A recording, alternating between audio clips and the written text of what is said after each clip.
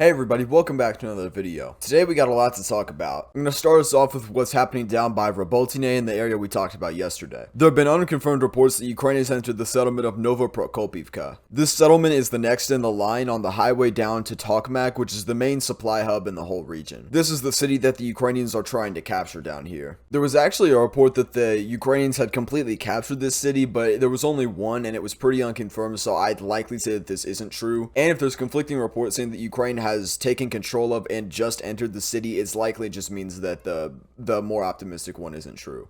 They also expanded in the direction of Svatove a little bit. This area is mostly flat, so it's just going to be a matter of pushing the Russians out of the tree lines and clearing the fields in order to keep progressing here. Is it bad that I've been doing this long enough where I can draw the main defense line and the entire front line from memory? So as you can see, Ukraine's already breached the main first part of the defense line, and now they're on their way to the Svatove, which is the next big settlement in the area. There's a small Russian defense line that goes about right here, and then there's a big circle around Tokmak. I think we may see Novopokrovka and Ilchenkove get liberated soon, since there's not a whole ton of fortifications nearby. What it's mainly going to come down to is Svatove if Ukraine can penetrate the main defense line here and head on their way to Tokmak. There have been reports of massive amounts of Ukrainian troops and equipment gathering in Orihiv, preparing to head into this area. There's talk about verges of breakthroughs and a ton of stuff, but right now it's all talk and we're just gonna have to see what happens. There are some small fortifications between Robotyne and Novopokrovka, so if they're already sending recon into Novopokrovka, that means that they already cleared those fortifications, which means they have a ton of momentum on their side. We're gonna have to see what happens here. I'd like to give this a week and see where it's at. I think the two most likely things are there's a big breakthrough or nothing happens at all. Something really interesting happened. The Ukrainians did an actual landing onto Crimea. Special Operations Forces landed in Olenivka.